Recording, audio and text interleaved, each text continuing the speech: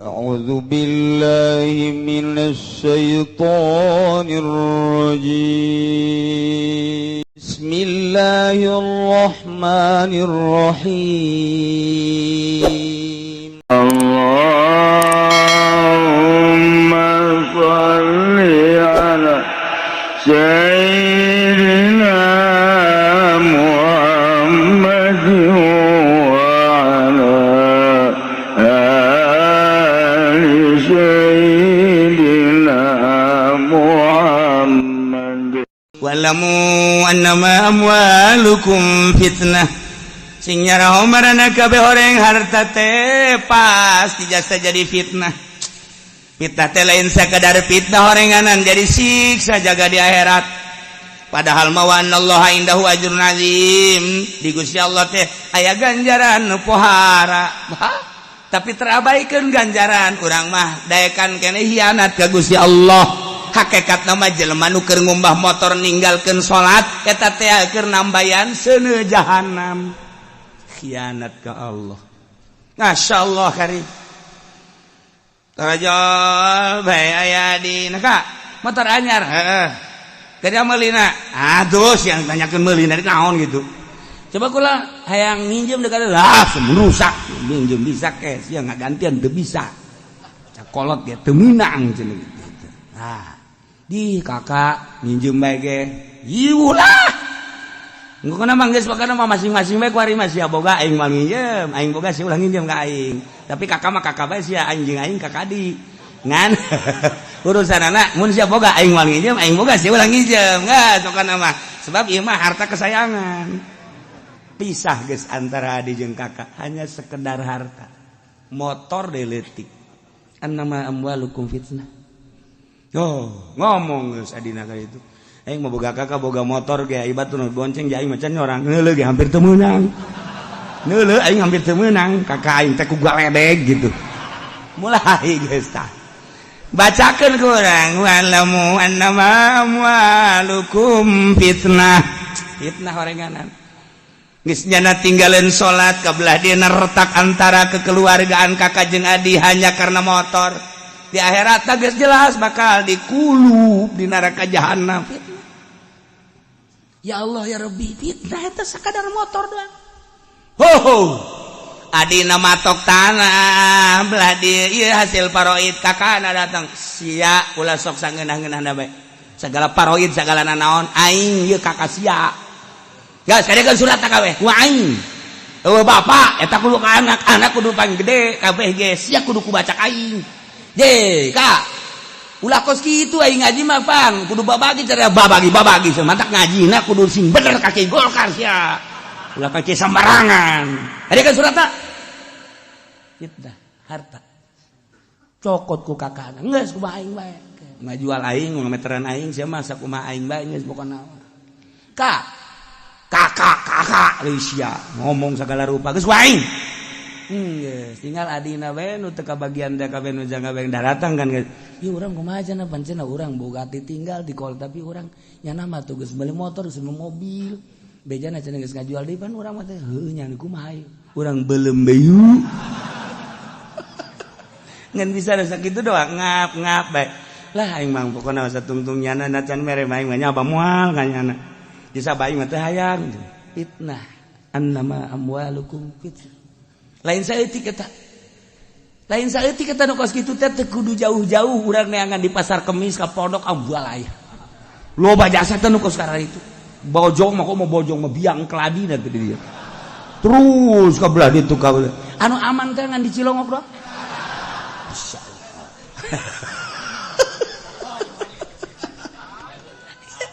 Annama amwalukum fitnah. Nah, loba jasa jelema anu ninggalkeun salat gara-gara motor jeung mobil jeung tanah. Loba jasa jelema anu teu wau jeung dulurna gara-gara harta. Loba jasa jelema anu retak jeung anak sangkilang jeung anak ge gara-gara harta. Masyaallah jeung anak bae ge pasini jeung anak. Pasini ieulah harta. Masyaallah karim. Eta keur carita halayak rame kuari mah kiai gara-gara cinta harta. Anu tadi nanya jadi kiai umat kiai kuari mah jadi kiai kelompok. lantaran jadi kiai kelompok atau hukum lagi hukum anu remeng-remeng nah ya kiai hanya untuk sekedar secuil harta ya geus jual hukum ya khianat terhadap Allah jeung Rasul ambalaya kiai pengkhianat bacakeun da ka kiai eta celina cekel huluna wa'lamu annama amwalakum caknya emang kayak juri kan dadanya jurinya gede di sini sia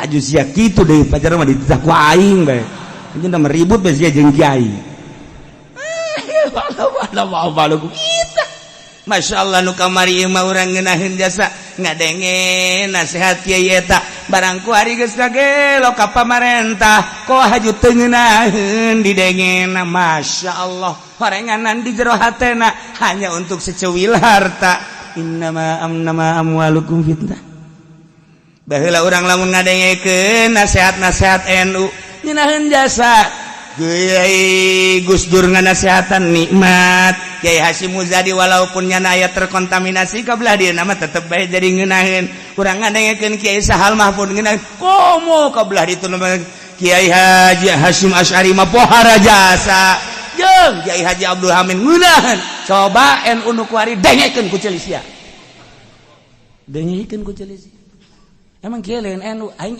NU sebenarnya ngan kuari keluar sekedeung kayak asup deui ge mah teu dari kadengna kunaon sebab amwal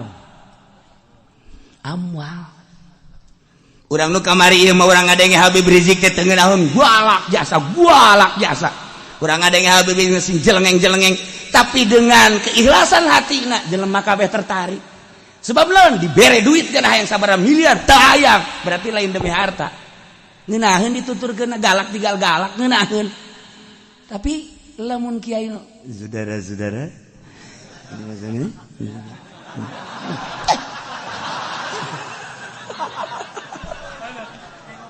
iya di jero harta eta pikiran Masya Allah tapi tetap orang NU mah NU bae maksudna perkunutan perusolian eta geus sia maju keluar ti NU aju teu kunut deui geus kiai ge cenah keluar ti NU urang ulah kunut ulah usoli belah ditu na geus salat zuhur 2 rakaat bae subuh geus bisa ditiir-tiir tah kos kitu mah Syiah ya ge ulah paham sunni nama tetep bae eta kok eta bangana oknumna kan NU mah NU na bae oknumna mah atuh urusannya ngan kuari ngadengekeun Kiai NU teu ngarenah Kiai NU anu terlibat ai Kiai NU nu teu atuh henteu Kiai NU dengekeun teu terlibat tetep bae ngeunaheun cekas perasaan lamun geus aya Kiai NU nu terlibat geus teu ngeunaheun perebut NKRI atuh perebut NKRI ja atuh bupati nyaritekeun NKRI NU nyaritekeun NKRI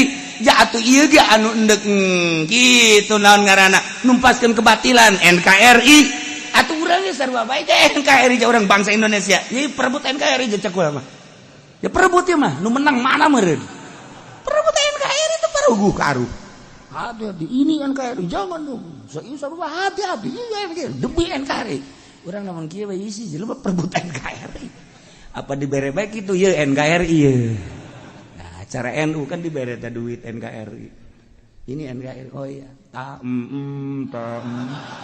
sirana siratu Malik Pendil tinggal satu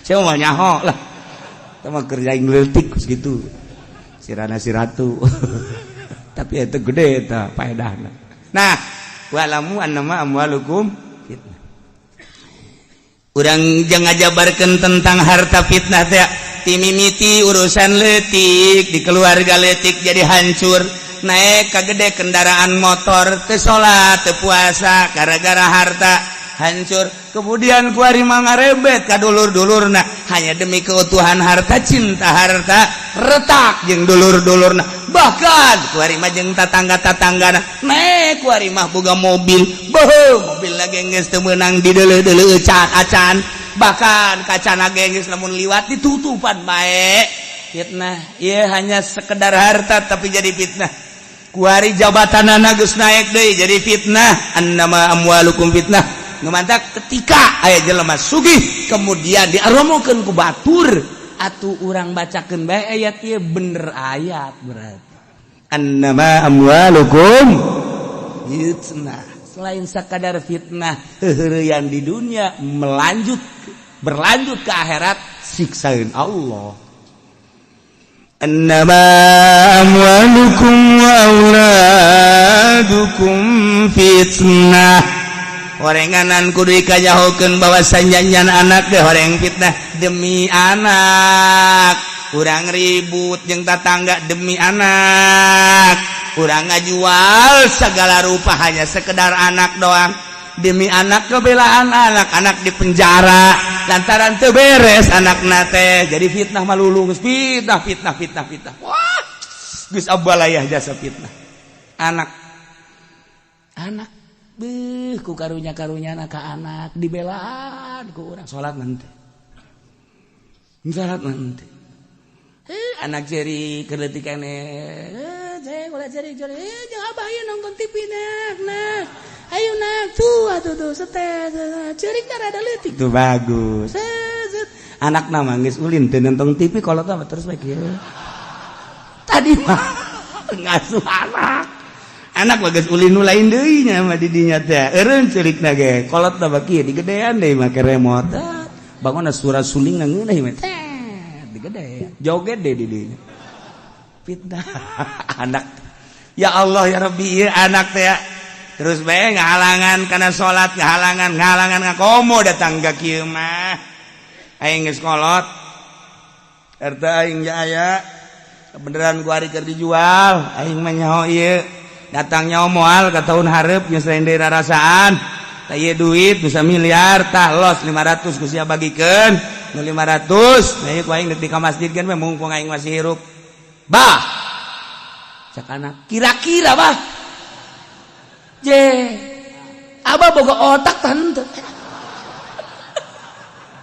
anak si ajas emang benar bah atuh batur otak abah coba pasang kami kan anak ayo masjid makan loba nu tanggung jawab masjid mah mah urusan kabehan moal aya nu teu anggeus masjid mah tapi kan anak mah lamun sararusa aya batur anu peduli ka anak abah ji manya abah kudu dinasihatan ku kula aju kudu kumaha tuh ye geus ka masjid mah cukup 10-20 bae bah geus bagikeun di dieu jeung anak mumpung hari ruku kene anak jadi senang atuh kumaha sia bae kitu atuh geus bari bah 50 juta ieu nya jaga masjidnya kula nu dimikeunna geus atuh kumaha sia bae dimikeun bae 10 di depan kieu nyahoan nyaho engge aya nu kos kitu aya geus ulah hudang sia hudang ka nyahoan bapana laporan buku ka aing kasia ka kieu teh sabaraha eta jang masjid 10 nu bener saya kieu iya tuh 10 masyaallah pan bangun kaget amat mah haji mah henteu sih teu kurang henteu teh ibah yang nyaho bae kulo jadi berena 50 sakieu teh 50 geus lah ulah loba omong jilah geus ya ganjaran Mang Haji mah geus bae tuh 10 teh ya en kitu sakira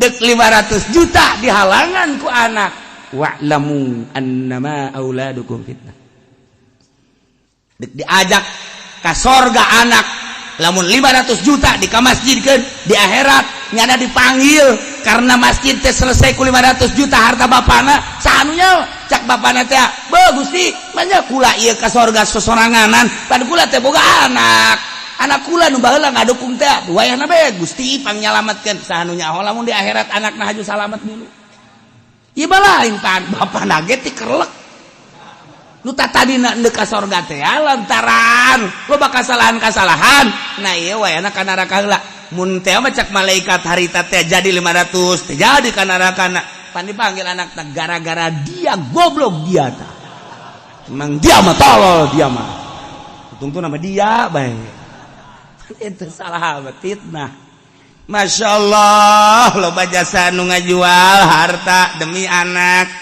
tapi terabaikan agama mah, bahkan imah ge dijual demi anak tapi hukum Allah terabaikan, pengkhianat Allah orang anak.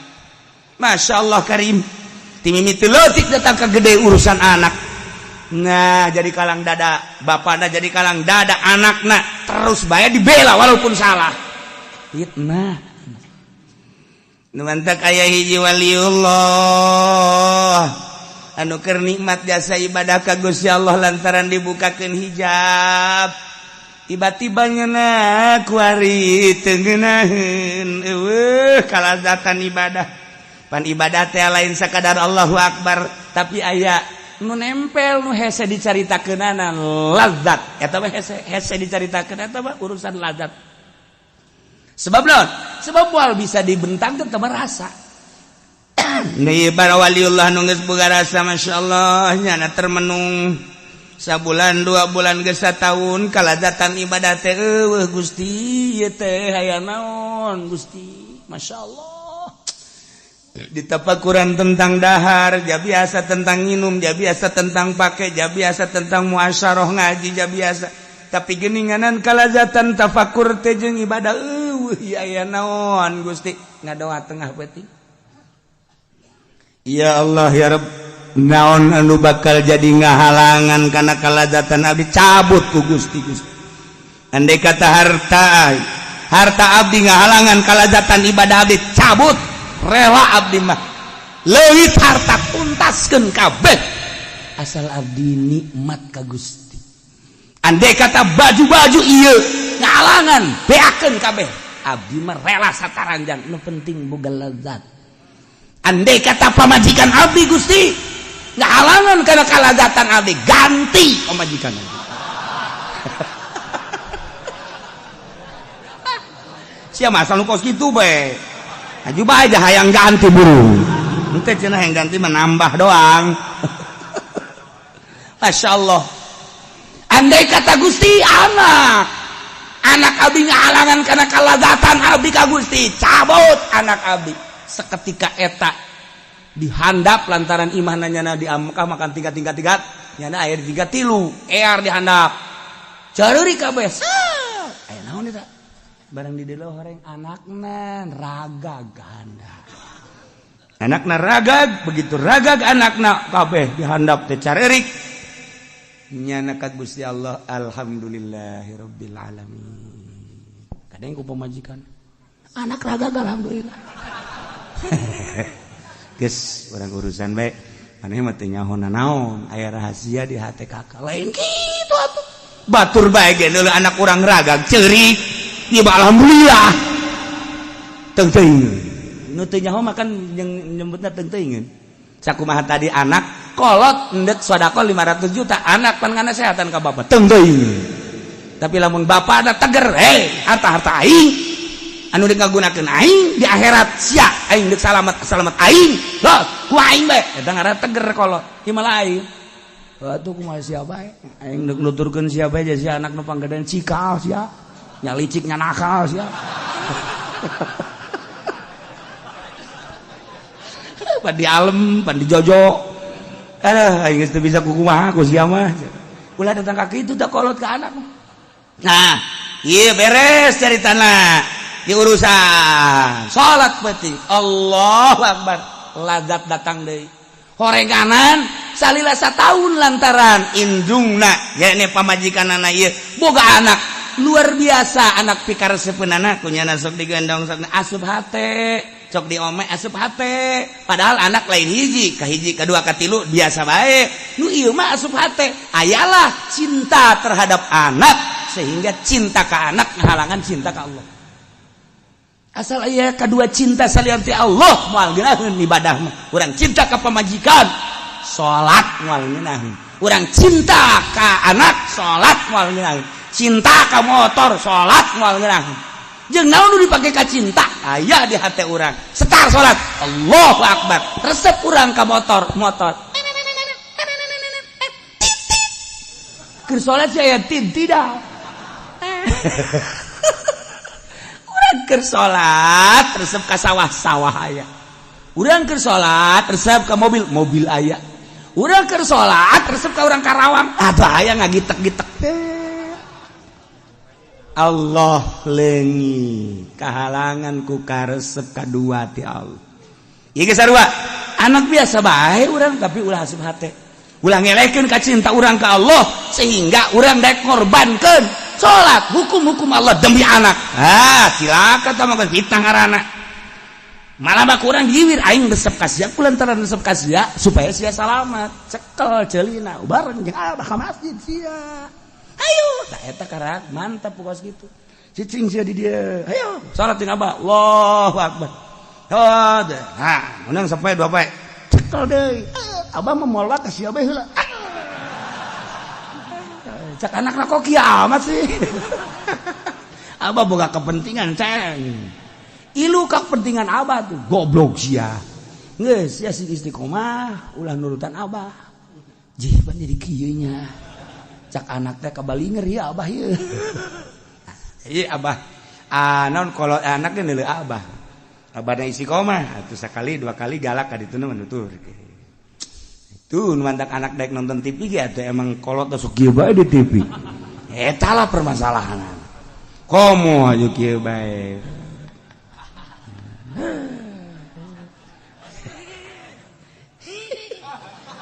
abah eta seuli sorangan tolong atuh anakna mah leuwih timatan abah atuh Masya Allah kolot kencing berdiri anak kencing hiber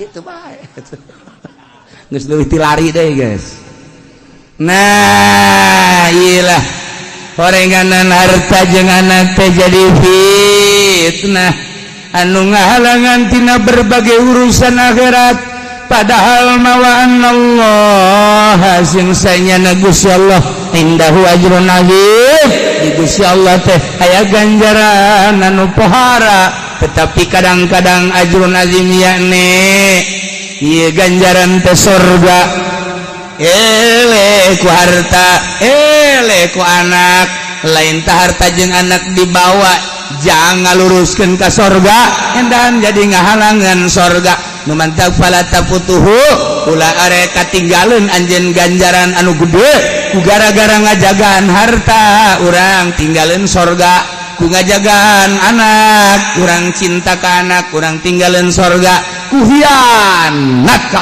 Allah jeung ka Rasulullah demi harta demi anak urang teh meunang nangan sakadar neraka naudzubillah min zalik wa min zalik mantap dipermasalahkeun tah di ilmu thariqah mah kuari urang teu boga pamajikan encan boga kemudian urang kuari salat bae lamun dipikir mah mun dipikir urang teh lamun imkan nikah sanajan resep jasa kana salat maningan nikah bae lantaran dina nikah mah aya kelanjutan turunan berarti hifdzun nasal engke urang boga anak lamun nikah mah ku aya anak engke bisa ngamajukeun agama jeung nagara jeung bangsa lanjutlah urusan kekhalifahan cak pikir tapi lamun cek ahli tasawuf mah perbandingkeun ku ente antara resep salat jeung nikah ternyata horenganan ieu teh salat mah bakal ngahasilkeun kana ganjaran secara mutlak kadituna surga ari kawin mangke bakal boga anak teh kapan kudu dinapakahan berarti kan orang kudu dagang ya usaha menghasilkan harta demi anak sedangkan cak Al-Quran walamu annama amwalukum wa auladukum fitnah dengan kawin boga anak jadi fitnah dengan kawin boga anak orang usaha orang teh tangke harta jadi fitnah berarti ieu harta jeung anak teh jadi fitnah nu gara-gara orang nikah teh bisa ngahalangan ka surga tuh nu mantap cak anu can nikah hadena aing mah can nikah emang kunaon ge da kade-kade itu arembungeun Atuh siapa lain berat ka salat berarti tah loba nu umumkeun. Tah aku dipandian ku 7 kembang. Indo itu apa kos gitu. Aduh. Nah ieu. Ieu mantap sing hade nikah bakal ngahalangan akhirat apa henteu ieu nikah. Perhitungkeun. Italah antara fikih jeung tasawuf beda pandangan. Sing hade lamun bakal nimbulkeun ngahalangan surga ulah nikah. Mentak istikharah timbul istikharah. Padahal nikah mah dititah ku Kangjeng Nabi, tapi disunahkeun istikharah. Naon ieu? Ieu bakal ngahalangan surga apa henteu sih? Tuh. Aya tilu awewe ieu sabenerna mah ieu nu paling resep. Ieu mah kadua, ieu mah katilu. Ieu nikah dititahkan ku Kangjeng Rasul fangkihuma tabalakum geus teu kudu diistikharah aja urang ngalaksanakeun parentah lain etana, tapi ngahalangan ka surga apa henteu? Istikharah. Allahu akbar, beres. Allahumma inni astakhiruka dan lain-lain sebagai Allahumma in kunta ta'lamu anna hadza sarwiti bindanu khairan li di dunia ya wa akhirati. Pakal ya. Beres. Tapi lamun teu bagus Gusti jauhkeun. Eta kan ngara istikharah. Tina tilu nu mana ieu? Timbul nu ieu hasil istikharah mal mislet. Mal mislet. Ieu hasil istikharah sebab minta petunjuk ke Allah. Urangna minta ridho Allah supaya surga ulah kehalangan dibere. Ai nu resepna mah kanu ieu. Ieu kadua katil ai nu timbul nu ieu deui. Anu aing kurang ngersel. Heran aing ge. Di istikharah teh aing ka dieu timbul ka dieu timbul nu ieu deui. Sedengkeun aing resepna kanu ieu sebab geulis aya di dieu. Jangkung aya di dieu, lenggik aya di dieu, pinter aya di dieu. Jas sabenerna mah cek zahir mah ieu. Tapi istikharah nu ieu deui. Nu aing rada ampere kurang naek ieu. Lah, guys, aing mah nekat milih sesuai jeung istikharah. Kajen, coba kumaha engkena. Dek dipasrahkeun ke Gusti Allah, pilihlah nu ieu. Tek nu kurang resep teh. Bener. Barang dirasakan hiji pamajikan sopan jasa hasil istikharah. Kedua ditinggalkan ke masjid ngaji bangun sabar baik. Urang ninggalkeun aja teu pati resep tenang. Aduh. Kita aya ku babaturan sia bangunna tenang amat ka mana ge. Naon nu pake kemlang. Lain sogan pamajikan sanu daekeun. Eta mah keur sompra bae sih kitu deui. Mah keur carita dia tenang. Guys. Ku ari aya jelema. Lah, geus teu kudu istikharah aing bogoh aya awe tilu. Aing bogoh nu ieu bae guys. Sesuai jeung kabogoh syahwat aing. Itu hawa aing kahayang aing resep kanu ieu. Ja aing dipaksa-paksakeun kanu ieu jeung kanu ieu kurang. Ieu nu resep aing mah ieu. Geus teu kudu istikharah. Ieu bae. Masalah tuh jaman sia-sia nu di rumah tangga. Kawin tak karak saminggu kawin geus kieu bade tungtung masjid sia kunaon bangun ngalamun bae lah loba omong yang kumaha sih majikan marah bae mainnya ieu mah atuh euy karak saminggu mah ke honeymoon kene sia karak kuduna mah geus kitu tapi kieu kaayaanana atuh pugu baca saksia eta keur pilihan sia atuh jak kurang kumaha tapi madu masyaallah ka aing teh galak gas masyaallah teu meunang salah saeutik atuh ya balik aing ke heulenan ye ngan atuh kieu bae rarasaan teh kuduna makan keur indehoy aing kuari jadi kieu ye balik aing mah pamajikanana geus jubras-jubris badan. Masya Allah terus dirasakan ke hade saminggu, ke ribut saminggu, ke hade. Lamun geus boga kahayang tuh menang diengkekeun. Mun geus boga kahayang diengkekeun sapoe bae, ngagilek mah sebulan.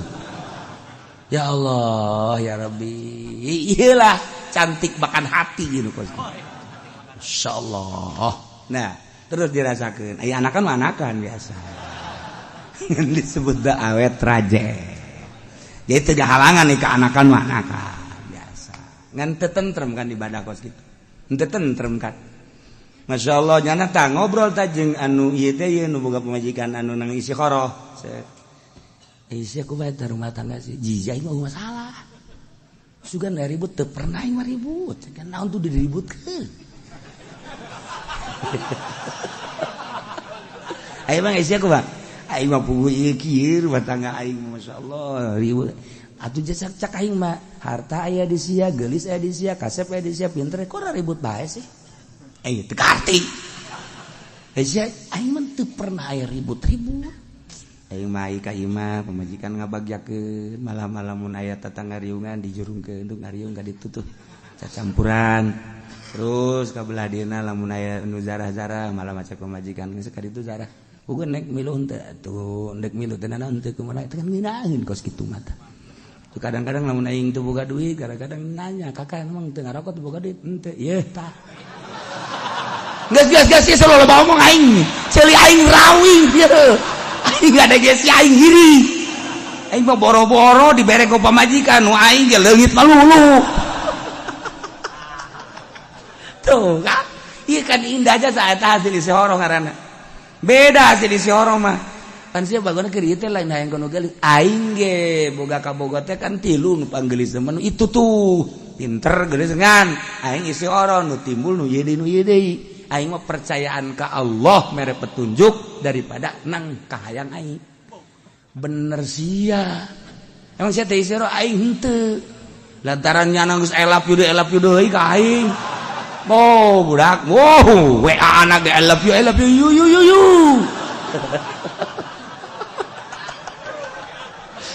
Siapa? Tah, batak akibatna kos kitu tah. Ya aing geus aing puyeng ieu aing ngeusan pan anak jeung aing ge bogoh keneh sebenarnya mah. Aing teh ngeusan ieu kos kieu ieu. Geus rasakeun ku sia. Malah mah aing kuring geus deuk musyawarah deui. Cek pamajikan teh ka lamun deuk misah titah milih tanah nu itu aya nu itu aya. Atuh nu deuk di kakak gawe deuk lah kubangeunahna bae cek nya teh. Ajeun ki jangan ngabangun aku malah ngabangun cek pamajikan gampang ya emas geus aya tah 100 gram. Jadi duit aya cek nya teh atuh urang babarengan bae aing tararis gadenge sia. Asana indah teh aing asana hirup asa di neraka jahanam. Hasil isi oroh. Badak ulah datang kata isi oroh. Isi oroh masyaallah karim. Nah petunjuk ti Allah. Nah iyalah urang teh dibere kejelasan ku Gusti Allah. Hati-hati, harta fitnah, anak fitnah, sampai ka ngahalangan surga sebab urang jadi pengkhianat Allah, pengkhianat Rasulullah. Yakni praktekna demi harta Allah terabaikan, demi harta Rasul terabaikan, demi harta, demi anak Allah jeung Rasul terhianati. Padahal Allah boga ajrun azim yakni ganjaran kunaon lain diraih ganjaran hanya demi harta jeung anak anu ngan sakadar di dunia doang cilaka ieu fitnah. Nah jang urang kuari urang introspeksi datang ka imah nya besi aing ye nu kabawa ku harta ulah urang dibawa ku harta tapi harta urang gunakeun make petunjuk urang goblok sia harta ngatur-ngatur aing kudu anu sia awas ya ku aing endek ditasarufkeun ku aing sia ka jalan Allah anak ngahalangan aing bae nurut ka aing geus terus teu nurut ka aing awas ya kuduna kitu ka anak teh mondok sia bah mondok mah tinggalin zaman sia nurut sia hayu teu nurut geus ulah balik sia ka dieu tapi disungut doa ulah haju teriak mondok sia edep sia ka Gunung Karang dilegag baung sia ka dieu ulah aja beneran ka anak mah lipat mondok bah mana emang mondok bah sia aing neuleuh tuh nu sarakola geus paehna bapa eueuh nu nyalakeun anak kabeh ge ngan syukur ngamang ka kuburan doang perebut harta tapi tuh deuleuh si anu tuh nu anakna mondok nyanana nyalateun aju nyanana tahlil maca Quran pan abah teh geus di jero kuburan mah butuh kana doa kadahanan ku batur atuh anak-anak heulanan gas mondok sia mun teu mondok gas ku aing sia awas maksudna awas mah aing kawin deui geus sia sia bapak kos kitu amat bejakeun ka mas sia ya kan namun sia tidak mondok abah kawin deui kan nyana bebe jabah emak abah lamun kula teu mondok kawin deui mangkana mondok sia daripada emak engke dicandung mondok sia diaturkeun ku emak sia mah garelo jasa sih otak teh pararayah jasa itu gua malah mana yang sak mana sakolakeun we sakolakeun candung sia kuing pokona mondok mana ge mal gua omong ya sama rondok kabeh emang abah sia nyandung aing teh hayang dicandung mondok emak ge milu mondok kan geunaheun urang atuh jadi lalaki na pararayah jasa dunia mah lulu dunia. Nah, iya ulah terlalu nganggap karena dunia. Jacak Allah ya urang kan keur ngaji, urang seakan-akan bangun keur lalagan lain ieu keur mukalamah jeung Allah urang. Keur dieusian set ka jero hate. Tuh, kula mangan sakadar alat doang. Memeh kula abah kula, memeh abah kula abahna deui terus alat doang. Ya sampaikan. Wa'lamu, hei. Urang Cikupa, urang Bojong, urang Belaraja, urang Sepatan. Anu halal hadir di dieu kabeh sing nyarah hosararia kabehnya walamu tah walamu atuh di bahasa urangkeun mah kos kitu mentak aing membungkat TV ge aing mah bahasana kos kitu menya di TV anu kos kitu nya ki ucing ngamuk cenah di TV teu pantes aing mah kudu di TV ya say dalur kabehan ya urang mana bae nu araya di dieu walamu cak Allah sing nyana naos ya Allah yang boga na ieu annama amwalukum saenyana sepeda sia motor sia tanah sia imah sia kabeh perusahaan sia wa auladakum jeung incu sia anak sia kabeh fitnah nu ngalangan kana sorga tuh sanjana deui wa anallahu indahu ajrun adim Allah ngabogaan ganjaran diane sorga pilih ku sia cinta harta ulah hianat ka Allah jeung ka Rasulullah lamun sia cinta harta sampai hianat sia moal menang ajrun adzim la saya aminal insan dihajar teh saya tik-tik acan manusia batu berarti kok dia salibah kuliah jadi geus aya rumus matak maca hadis baca Quran geus ka tembong we rumus mantekna kadinya moal kaca letot ka jeung gugu bage ari ieu cenah aya adat surna nu kadeuleu ku mata mah anu teu kadeuleu atuh aya bisa gitu sih atuh sih mah teu ngaji sih hese bae nu ngaji ge hese kumaha teu ngaji cek sehato dina kitab tahzib aya mantek teh aya Isa Guzi aya Sulamun Nawrok aya Samsiyah aya tahzib eta anu salamet tina al makhluk bidolalatil falasifah ta eta kula baheula ngaji malam salasi di Abuya Cidahu malam Salasa ngajina mulaina jam 1 peting ta eta teh eureun jam 3 sia mah modar ngaji jam sakitu modar cak modar geus lah isuk-isuk ge deuk modar ta ngajina jam 1 eureun jam 3 jadi balik ka dieu subuh ta eta nu diajina naon eta tahzib nomor kadua Ukudul Juman nomor katiluna Bukhari eta ngaji di Abuya baheula keur di Garut diaji tahzib kudu kitab ulang bantek ieu anu salamet tidak al makhluk bidolalatil falasifah di dinya aya tah qala atta dina kitab tahzib kullu ma yufhamu minhu fi kalamil arab tiap-tiap kalimah anu dipaham di kalam Arab al kulliyah wal juz'iyah fahuwa surun eta ke adat sur kene kalamil istigrok walamil jinsi kos lam istigrok lam jinsi eta ge sarua adat sur kene okos ieu tah al absor aya alan didinya teh kurang dijadikeun alna alil istigrok berarti bimana kullu atau bimana jami'u eta ge sarua adat sur kene berarti adat surna adat sur kulli lamun tadi la tudrikuhu kasub kana salab kemudian dina absorna ieu kuliah berarti kok dia salibah kuliah geus beunang tak ku santri ji jeunya bari unggut-unggutan pan sati bener tanya kondisi kunaon saya unggut-unggutan puyang jaga ngarti kos kitu tah ngaji mah jadi dimu produk dipretel heula kalimat per kalimat ieu kalimat mah panjang ngan langsung notok ilmu mantek berarti salibah kuliah ieu teh kos kitu ngaranna tah jadi sarua jeung langsung jadi tak ku Imam Jalal aila tarahul absar mual bisa neuleuh ka Gusti Allah al absar aya jamiul absar sok kabeh mata mual bisa neuleuh ka Gusti Allah mata manusia moal bisa mata kebo moal bisa mata simet komo mata simet mah jelema ge mata simeteun teu kadeuleu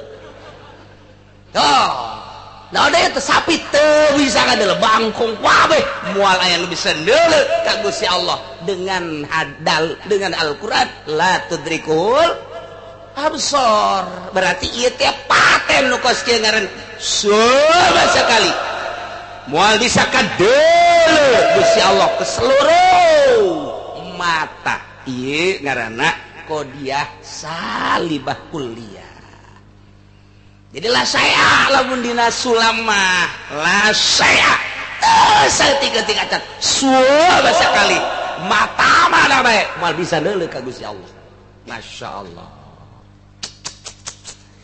tinggal kuari apakah ieu neuleuh teu bisa neuleuh teh sapoe 2 poe atau saminggu 2 minggu atau sabulan 2 bulan atau satahun atau 2 tahun atau kieu meureunanan 10 tahun teu bisa neuleuh ke 10 tahun mah bisa tah ieu aya watesna atawa eueuh tah eta tah kudu dibongkar deui bae bongkaran deui bae nah eta mah berarti asup kana jihad lantaran di dieu mutlak tanpa qaid berarti kurang kudu diteuneunan qaid geus lamun make qaid ngaranna jihad engke urang asupkeun ka syamsiah eta mah ngaranna qadiyah muwajahah qadiyah muwajahah teh awal qadayal muwajahatul lati jaratil adat bil bahsi an hawanah kami hasalasata asyara qadiyatan qadiyah muwajahan nu make jihad anu geus berjalan di dunia pembahasanana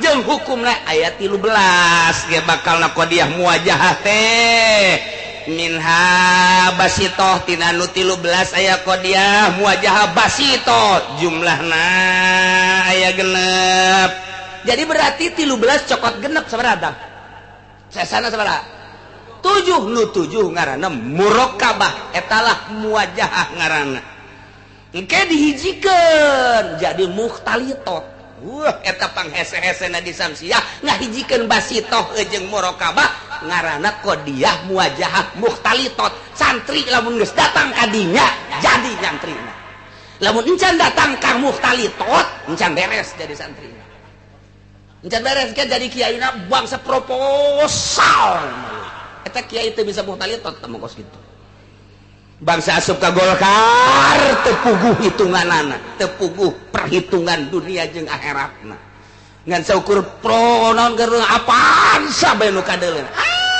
tamah santri teu ngaji mukhtalitot tamah kos can geus ngaji samsiahna geus berarti aya nu basitoh teh alula ad-dariyatul mutlaqah Doririyah mutlaqah teh wahiyal lati kamu piha bid darurah atawa li daruriyati subutil mahmul lil maudhu awas salabihi anhu sarua bahasana jeung dina tahdzib engke madamat zatul maudhu maujudatan ka qaulina bid darurati kullu insan hayawan tamaka bid darurat naon hartina darurat cek bahasa orang mah wajib akal nomor kedua daimah mutlaqah allati kamu pihak si asalnya hobaya bahwa ngaji teh hese nu mata ka kiai kudu ngahormat teh ngaji hese hormat ku sia kiai asupkeun ku sia ka Golkar goblok tah DPR nu ngasup-ngasupkeun kiai ka Golkar teh nyaho ngaji hese beureunanan puguh hese na ngadepong bae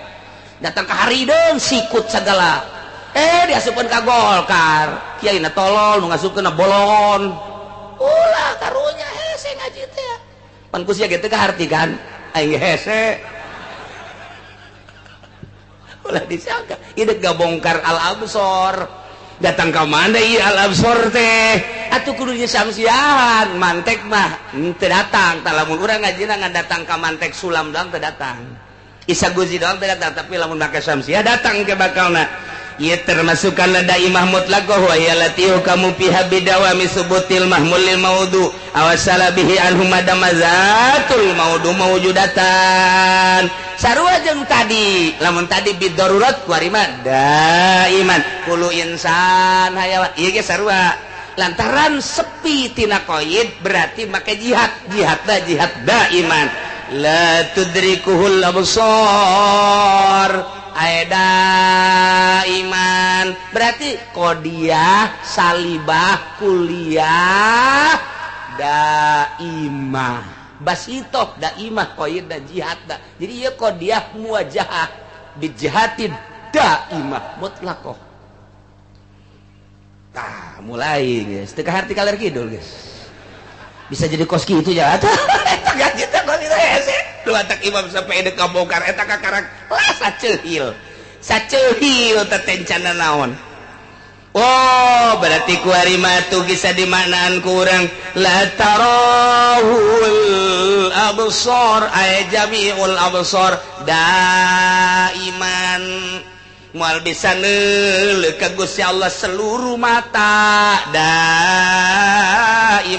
daiman teh maksudna naon ay bil auqati wal azman terus datang ka iraha bae datang ka kiamat moal aya nu bisa neuleuh ka Gusti Allah dunya aya daimanan berarti bil auqati wal azman geus rumus-rumus aya bid darurah aya daiman aya bil imkanil khos aya bil imkanil am eta ngaranna jihad nu kos kitu ngaranna tah ieulah nu kos kieu aya daimah mutlaqah ta eta ngaranna jihad kayak lamun geus dihijikeun ke jeung muraqabat jadi mukhtalitat ngaranna lamun di darurat ieu daimah dihijikeun ke jadi naon timbulna tak eta ngaranna mukhtalitat gambar kurang jadi santri mah ulah ngahape bae bego santri ngahape bae mukhtalitat tah coba tulis teng ieu kapangih jeung ieu kumaha ieu kapangih jeung ieu kumaha ieu kapangih jeung ieu kumaha ieu terus jadi nyimpul engke numantak Mama Nahrawi Garut eta teh neuk boga minantu lantarannya nama ieu jago alat samsiah aya di nyana ukudul juman aya di nyana naon jamul jama aya di nyana boga minantuna teh teu sambarangan yes kunyana dibere masalah santri baheula zaman Mama Gentur santri keraya 500 nyeun masalah mukhtalitat nyeun masalah teh samsiah bab mukhtalitat muwajahah angsongkeun ka santri pangesiankeun geus dibejaan ku mama saha nu kaesian dikawinkeun jeung anak mama muantah ya Allah batur mah kos kitu tah baheula Mama Nahrawi teh ya ramakna Mama Busrol Karim tah eta kos kitu langsung kabeh ngaresian santri begitu dideuleuh hasilna ku mama ieu nihil asal di jaman jisri menihil kabeh bisa nyawa kaler kidul guys ya mah atuh hitut ge seungit juga dan baru aya hiji oh iya bagus ya saya iya Toha bin Amin orang mana orang panggil langsung jadi nitah mama teh eta guru kula eta guru samsiah kula teh eta anu menang baheula ku mama dipilih jadi minantuna geus langsung maneh kawin jeung anak mama geura balik ka ditu bebeja bahwa maneh dik dipulung minantu ku mama gitu gratis untuk henteu gratis mah eueuh eta anta mah nang di aing doang tah mah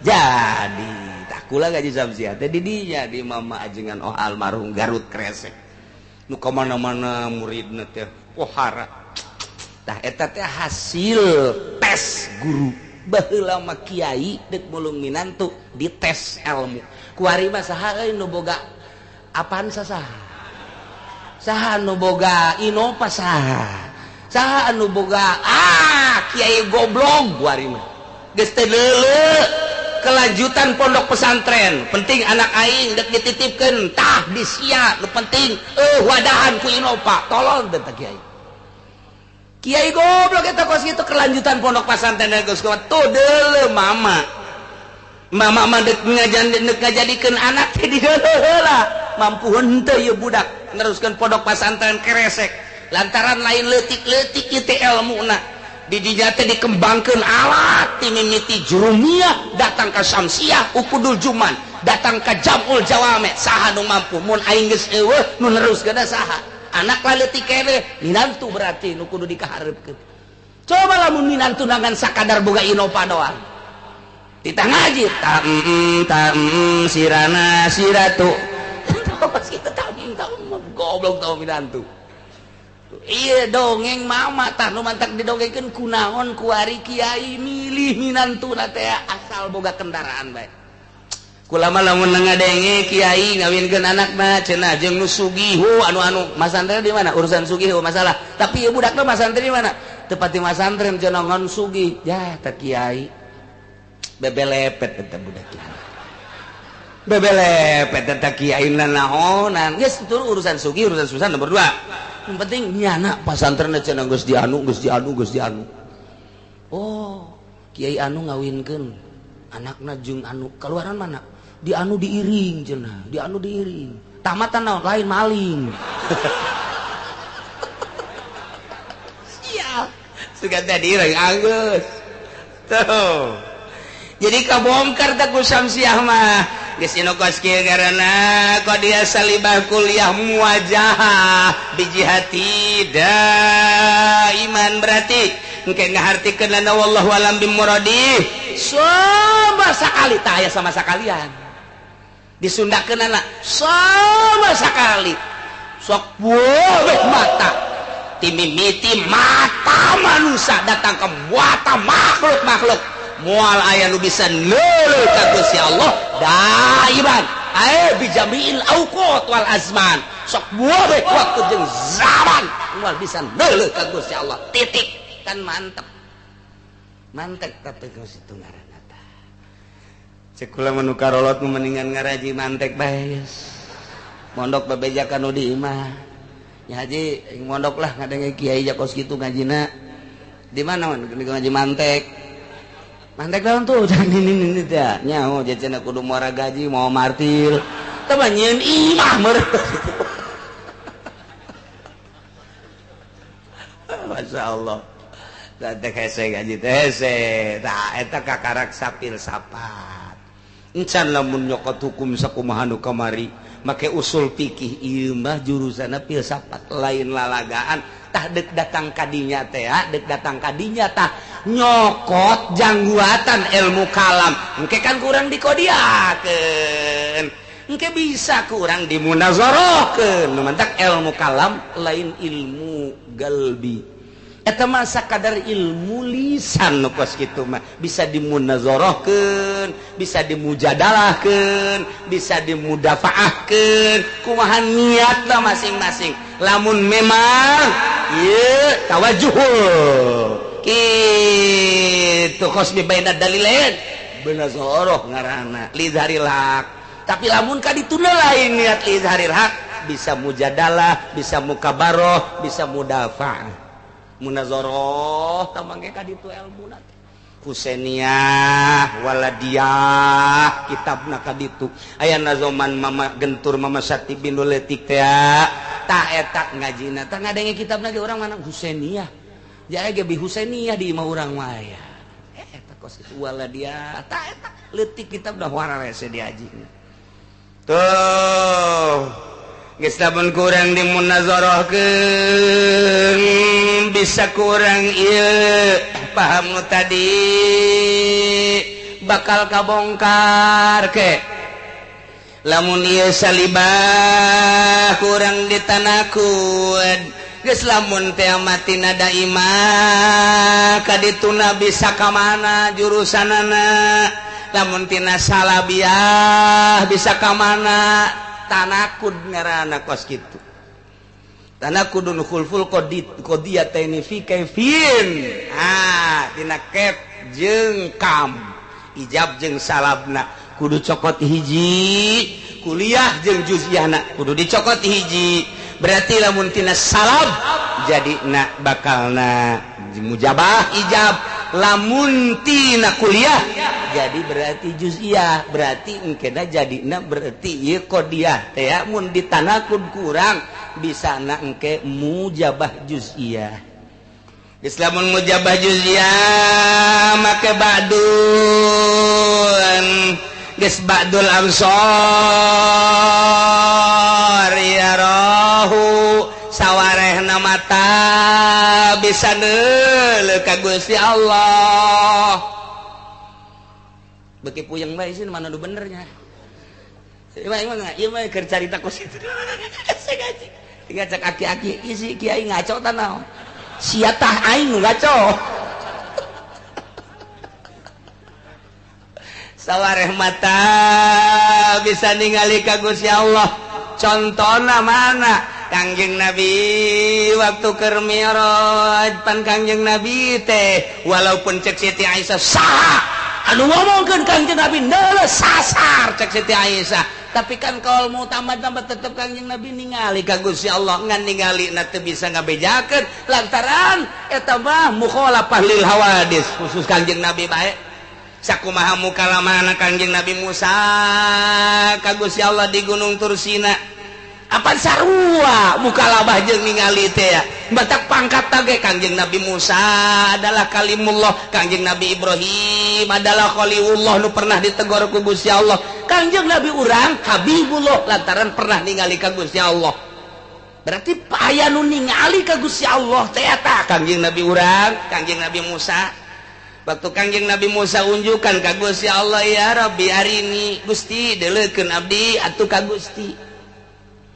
kaifa tuhil mauta kumaha Gusti teh ngahirupkeun para raeh teh ari ini Gusti coba abdi hayang neuleuh ka Gusti yeuh cek Gusti Allah teh moal bisa aya nu neuleuh ka kaula idza ra'ayun mata di mana-mana nu hirup neuleuh ka kaula idza ra'ani mata bakal paeh di mana-mana lu ngegelempeng ningali ka kula tafarraqo bakal hancur mal bisa Musa kajen kumaha Kangjeng Nabi Musa ngotot tetep hayang ningali ka Gusti Allah neuk naonan sa Gusti Allah neuleuh hayang tambah-tambah keyakinan emang teh yakin tambah doa Gusti eta kan bisa ngotot ya ikos kitu mah tuh gerak ka Gunung Tursina bae ge ka ditu atuh langsung gancang bae ge bakal kapanggih di hareup dongeng Kangjeng Nabi Musa mun teu ngabesan ieu panyakitna ngabesannya engke datang ke gunung Musa ikhlan alaik bil wadil muqaddas itu dek ngarep ka aing ulah make tarumpa iceun ikhlan alaik copot ku Kangjeng Nabi Musa langsung kumaha tah pan memehna puasa heula nyepen heula 40 peuting nu mentak kuari aya riyadhah ulah kaluar di imah kudu riyadhah di kamar mae jeung ulah kadenge sora di mana tuh di leuweung ulah ngadenge sora-sora makhluk aya pantarekah kitu teh supaya engke datang kris luk tilu wah sasar ieu bangsa Golkar dewe ya iya suci kos kala itu Kangjeng Nabi urang di Guha Hiro Kangjeng Nabi Musa di Gunung Sinai falamma tajalla di mana barang Kangjeng Nabi Musa Gusti Allah tajalli katembongan geus teu hese nyaritakeunana kharra Musa sa'iqo ngajungkal Kangjeng Nabi Musa pingsan teu kuateun mata ceuli ngadenge atawa neuleuh Kangjeng ka Gusti Allah moal kuat kharra Musa sa'iqo tadi mah keur carita ari ini anzur Gusti abdi deuleukeun hayang ningali moal kuat tetapi nu jelas mas sebagian mata aya nu bisa deuleu ka Gusti Allah ngan teu meunang dicaritakeun ku Kangjeng Nabi Musa gen. Kangjeng Nabi urang teh nyaritakeun ningali Kangjeng Nabi Khalilullah Ibrahim teu ningali teu nyaritakeun leuleuh ngadenge jeung tegoran-tegoran hanya tarjamahanna bae moal kuat anjeun kula nu ngarasakeunana seperti eta. Apakah waktu eta Gusti Allah aya dirinya lain ditajalikeunana waktu dirinya Gusti Allah mah di mana bae mun ayeuna ditajalikeun di dia lamun ditajalikeun Kangjeng Nabi urang di ditu di Sidratil Muntaha di dinya lain Allah di dinya tajalina di dinya Allah mah di mana bae aya sakumaha getih nu aya di awak urang di mana bae aya sakumaha saripati nu aya dina kitu caipati di mana bae aya sakumaha susu salobana susu di dinya aya protein yo gede na dunia aya Allahan Allah di mana ditajalikeun anak urang kapanggih di dinya ngan moal paling ulama melalui rasa deket jeung Gusti Allah maka dimensi kagenep awak urang teh aya panca indra 5 indra ditambah ku Gusti Allah bagi jelema nu hudang peuting jeung zikir ka Allah dengan cara tersendiri dibere indra ke-6 dibere indra ke-7 dibere indra ke-8 dibere indra ke-9 geus datang ke 9 lantaran ieu awak urang ge aya 9 lain 5 nu sabenerna mah ngan anu dikaharepkeun 5 nu kudu diistighfarna 9 geus engke indra di luar nu 5 datang ka 9 kos kumaha eta Tuan Syabdul Qadir buka aya 40-ha di ditu aya di dia aya di dia aya kos nu nyandung mah di nu ngora aya di nu kolot aya tapi beda-beda waktu pantau mah tah kos kitu Bung Karno di Digul aya, di Tanah Abang aya, di Tangerang aya. Pancen bisa kos kitu moal kaharti ku sia mah. Sebab sia mah beuki tempe kene daharna kan. Sekupina menang ngridit kene. Kahalangan ku eta moal bisa. Kiai nu masih kene proposal-proposalan jauh jeung Gusti Allah. Kiai nu masih kene anslub dina kos karar itu jauh jeung Gusti Allah. Moal bisa kahalangan ku eta. Aya secuil bae dunia di jero hatena eta lah nu jadi hahalang antara dirina jeung Gusti Allah. Moal bisa. Dan nu mandak di dieu mah berarti kacaritakeun mah urang teruskeun wa hadza maksusun li ru'yatil mu'minin lahu fil akhirah. Lamun tadi pijamil auqat wal azman mun ku urang ke ditanakud jadi panjang geus tamah jang sakadar naon kitu neuleuh doang mun dijadikeun ke jadikeun qodiyah nasalibah kuliah muwajahahna engke ku urang ditanakudna bakal ki engke bakal terjadilah sebahagian bisa neuleuh seperkecil ngan khusus teu meunang dicarita-caritakeun ngan nu jelas tetap di dunia mah Allah teu bisa kadeuleu tapi di sorga mah engke Allah kadeuleu.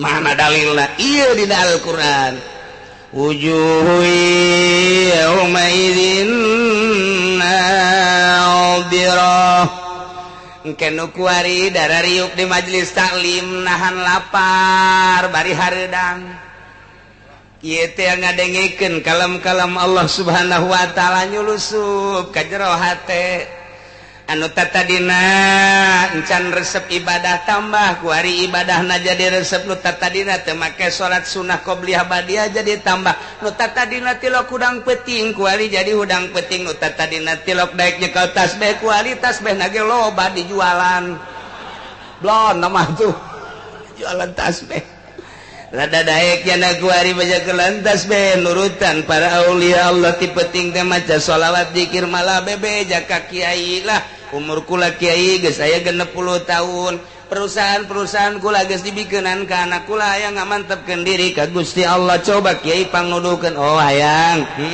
geus bebeneran ya bener moal ka bita deui moal sok ka dieu dire ku kiai asalnya sia asal sia balik deui ka usaha ku guru torekat mah disia-sia sanajan aki-aki digantung sia ku aing oh kiai panggantungkeun bae modar sia beneran kan bener karang bere mulai zikir tengah peuting pikiran lagi geus tinggal nungguan paeh bae jaya harta geus dibikeunnan ka anak kabeh geus ieu mah geus tinggal sebatang kara bae ka Allah bae kuari mah hampang bakalna ibadah anu masih keneh pabelit jeung warung pabelit jeung sawah pabelit memal anu mere sasaha ge lantaran moal jadi kudu dinolkeun heula ulah aya tulak talu kana dunia siap abdi lantaran umur ieu geus 60 tahun teu geus bengeng asana moal kebal deui kieu mulai hampang oh kiai lamun ti keur ieu kula ibadah ulah loba omong geus kuari bae ulah ti keur ieu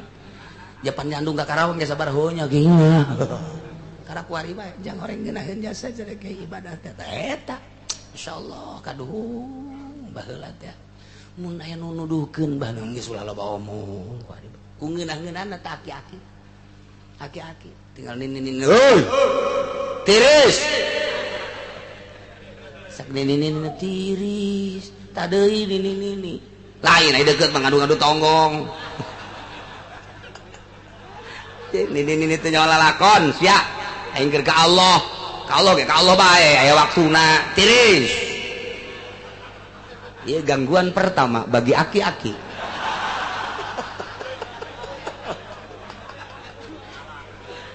tadeuy nini make jeung tiris-tirisan segala aduh masyaallah asal aki-aki na atuh geus berarti moal beres da zikirna teh ulah geus lah tunggu sekolot ieu keur ka Allah ye ka Allah lah kara kuari bae tungtung mah penting lain zikir ngadu omong jeung nini zikir maut mawa kalimatun thayyibah ketika manehanana sakarat naon nu dipake kaberat warung geus dibikeunan ka anak sawah geus dibikeunan ka anak kabeh imah geta ieu mah jang bungsu bae abah mah akan numpang bae di sia ketika sakaratil maut dipake kaberat atuh ngeunaheun polonyon maca la ilaha illallah nage babari jasa la ilaha illallah dirurub kabeh dirurub sakujur awak kunaon atuh begitu dipandian aneh senyum ja tadi keur sakarat mah henteu ieu lantaran tanda bahwanya nikmat jasa ibadah ngan sakadar sabara taun tapi bakal dibere surga. Ya Allah ya Rabbi mun urang ngabayangkeun kadinya naon hartina kanikmatan dunia kaladatan dunia bandingkeun ku urang jeung kaladatan akhirat dunia sakitu ngeunahna ge aya watesna jeung teu ngeunah nu sabenerna mah riweuh nu aya tapi di akhirat jaga anu hakiki kanikmatanana senyumnya tah nu ngaji bae teu eureun-eureun ngajina lillahi ta'ala dakwahna lillahi ta'ala geus kabeh lillahi ta'ala ketika maot eueuh kabeng berat la ilaha illallah nikmat nu di akhiratna engke bakalna teu aya hisaban lantaran deuk naon nu dihisab atuh ja kabeh geus dibikeunan nyana sebatang kara aja ka Allah maot di akhiratna wajah-wajahna wujuh yauma idzin nadirah beungeutna marah mai beungeutna harerang eueuh problem lantaran nya mah geus teh dihisab deui diasupkeun ka sorga digiring bi ghairi hisab datang ka sorga engke ila rabbiha nazirah engke di ditu bakal neuleuh ka pangeran nu kuari ku urang disembah zuhur Allahu akbar asar Allahu akbar maghrib Allahu akbar insya Allahu akbar Allah nu maha agung subuh Allahu akbar di samping eta urang zikir Allah Allah Allah Allah Allah Allah maca sholawat urang kemudian zakat karena Allah haji karena Allah nu ku urang kuari disembah-sembah Allah Allah Allah Allah engke mah kadeuleuh bakalna di akhirat ieu takan neuleuh mun cek tadi la tudrikuhul absar Allah teh moal kadeuleuh ku mata horeng di dunia di akhirat mah ahli surga bakal ningali ka Gusti Allah subhanahu wa ta'ala. Bahkan begitu neuleuh ka Gusti Allah eta kanikmatan-kanikmatan sorga anu ngaran bubuahan, anu ngaran inuman, anu ngaran kendaraan, anu ngaran bidadari kabeh eta teh sakumaha lebu bae dina harti neuleuh Gusti Allah mah ngeunah jasa dibandingkeun jeung dadamelanana. Kanikmatan nanaon mantap hayang neuleuh bae ka Gusti Allah supaya kaharti cenah kiai kieu supaya kaharti mah urang bobogohan 100% kali Sarwiti di Cikupa kuari urang dikiriman kue cincin nu bolong teh dinana nemen ku urang teh ngan teu diminyak misikan doang teu diminyak misikan doang ulah aya batur endek noel ieu nu aing nu ka bogoh aing moal didahar ku aing boro-boro ku sia dek dideuleuh bae neuleuh naga aing geus ngeunahkeun jasa tama kue bego kue tinggal kue aing mah deuk neuleukeun bae sebab neuleuh kue cincin asa neuleuh bobogannya na bae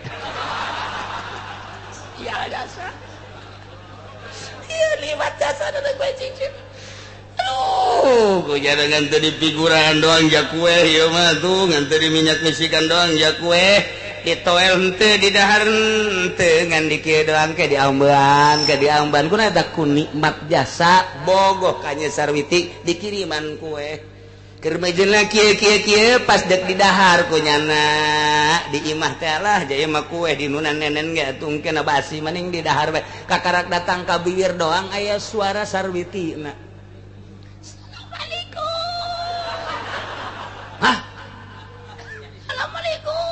siapa sama Sarwiti?